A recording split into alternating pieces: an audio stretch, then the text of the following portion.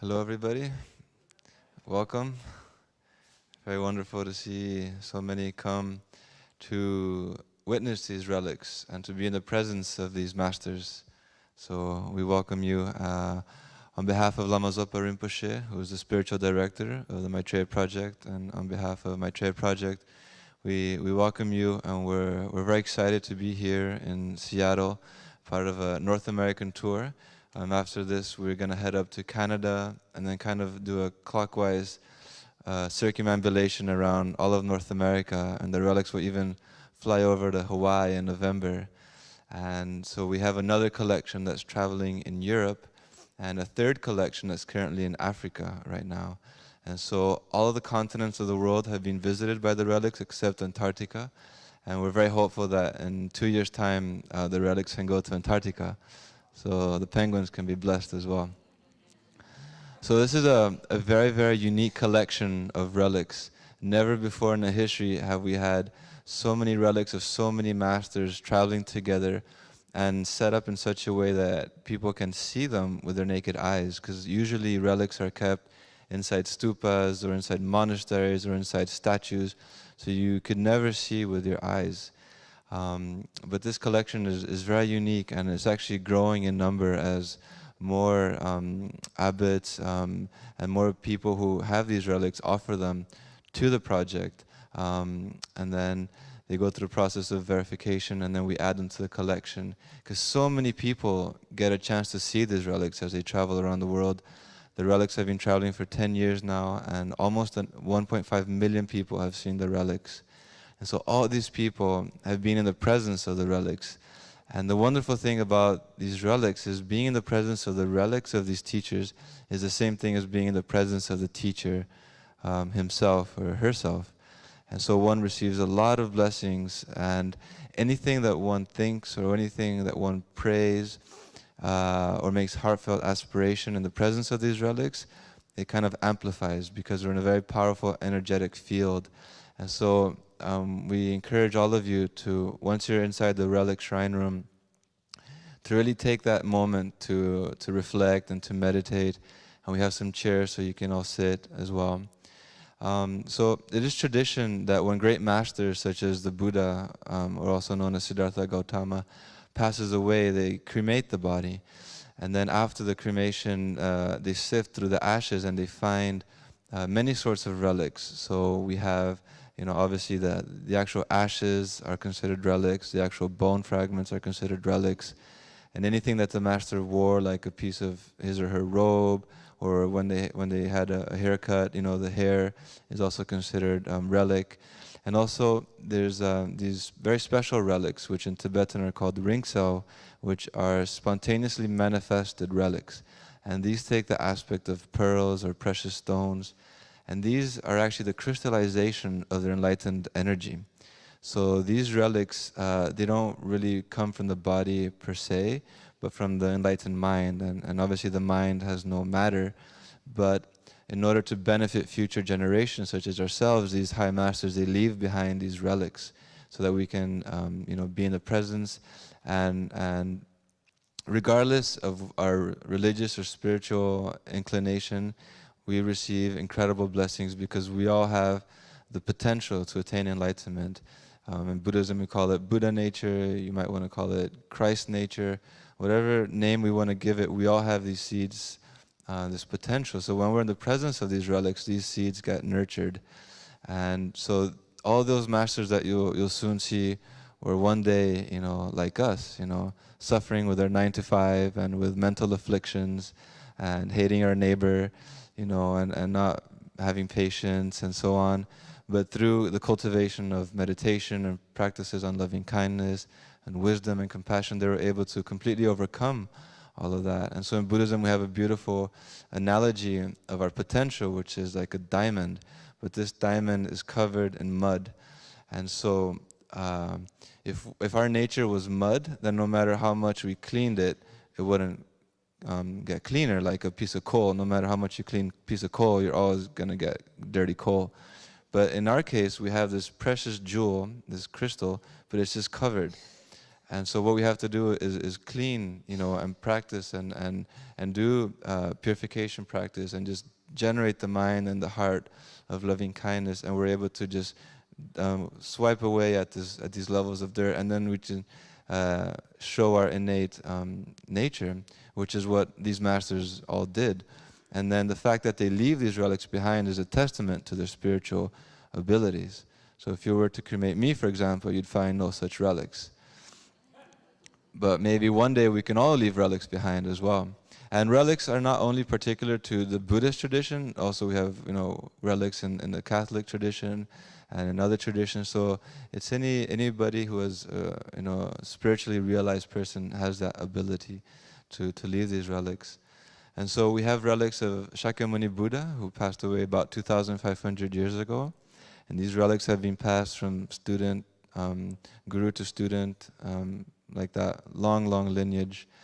And we actually have some very interesting relics also that are called sky relics. And these relics actually rain down from the sky during ceremony. There's one very wonderful example of this one monastery right in the border between China and Tibet. The abbot was Jigme Punsog Rinpoche. And he had a dream of a crystal Vajrasattva statue. Vajrasattva is the deity of purification. So he, having had that dream, he ordered one made. And so then they had this consecration ceremony. So many monastics were there, many lay people were there, and they were doing all the rituals to consecrate this crystal statue. And from the sky, these relics started to rain down, which looked like the size of pearls, but in the aspect of crystal. And so as it started to rain, people would put these relics in their pockets, right, to take home. But they would soon find that they all disappeared. And so the only relics that maintained their aspect were the ones that were kept in a very respectful container and made offerings to. So relics aren't just inanimate objects, but they are the crystallization of the enlightened energy. So we have to, when we carry the relics and travel around, we have to be very careful that we have incense leading the way, and that we always, we can't put relics in a dirty place or on the floor, because they'll disappear. And conversely, relics are known to multiply when the conditions are conducive for that, when there's a lot of devotion, a lot of prayers, in the presence of the relics, then the relics will respond. And so they're very much alive. So keep that when you're in the room seeing these relics. And so it is traditional to place relics inside of statues in order to consecrate. And so the relic tour is part of a broader project called Maitreya Project. And Maitreya is the future Buddha who will come. So right now, all the Buddhism that exists came from the enlightenment of Shakyamuni Buddha, or Prince Siddhartha. And so every Buddha has a cycle of teachings, where the teachings will flourish, and then they'll degenerate, and then they'll disappear.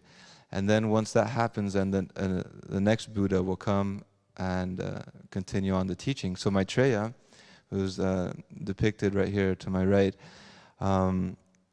is, according to the scriptures, is predicted to be the future Buddha. And Maitreya comes from the Sanskrit word Maitri, which means loving kindness. So he's the Buddha of loving kindness. And so inside statues, they fill with relics and they fill with holy images. And in India, they are going to build a 500-foot statue of Maitreya as a powerful symbol of loving kindness to the planet, which we all know the planet is in dire need of some loving kindness energy. So this dream was actually from a Tibetan Lama called Lama Yeshe, and he's passed away about 25 years ago and is actually in the collection with us. So he was inspired to build a very large Maitreya statue in India.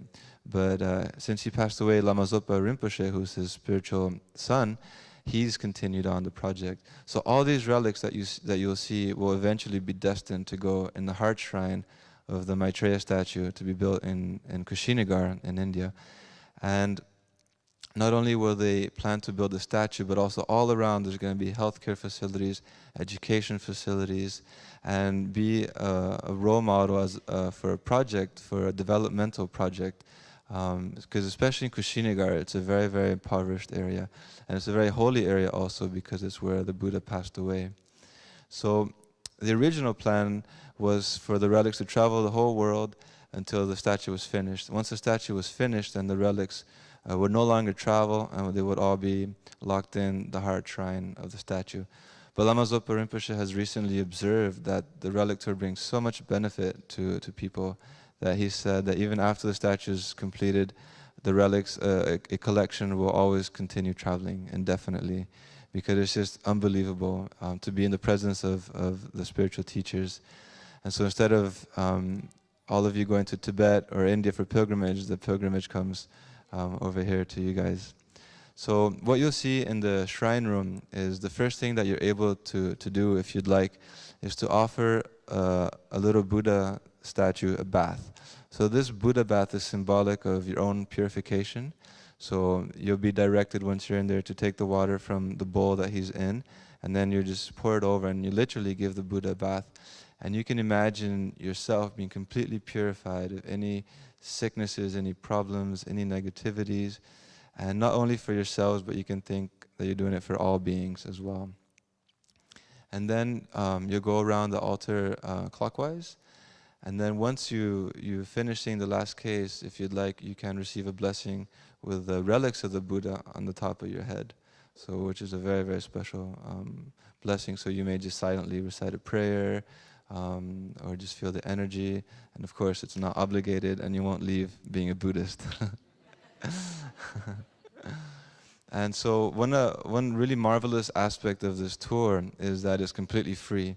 And it's very important that it be free, because we cannot have an economic barrier for people to see the relics and receive the blessings. So what we have instead are donation boxes. And so people can help the relic tour travel from city to city. So we are essentially here due to the kindness and generosity of visitors of previous events. So if you feel inspired in your heart to help other people see the relics again, then we invite you to make a donation, and we're grateful for that beforehand. And so I think I've spoken for quite a long time. I hope I didn't. Yes. One thing I forgot to mention was we have a sutra, and the sutra is a teaching of the Buddha. And this particular sutra is called Sangata Sutra, and it's a very powerful sutra to remove obstacles. So once you've viewed all the relics, then if you want, you can go to the table where you'll have a gold pen, and you can literally trace the words of the sutra. So this book was printed in fine print, so you can actually write over. And then by writing over, you're offering gold to the sutra. So by offering gold to the Buddha's teachings, you create incredible merit. And that particular sutra, to remove obstacles, just in your mind, briefly bring to mind any obstacles that you want removed, and then just maybe trace like a word or two words or a few sentences, depending on if there are a lot of people, you know. And then, you know, it's very, very powerful also. And then another thing is just to keep in mind the presence of other people also here. So try and not take too much time viewing the relics. And then if you like, you can come back later, just so that everybody has an opportunity for that.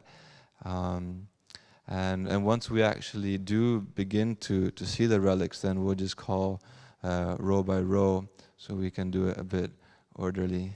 So I think that's it for my part. Thank you very much, and I'm very happy that you all are here. And may you enjoy the exhibition, and please bring family and friends. We'll be here tomorrow and Sunday. Thank you.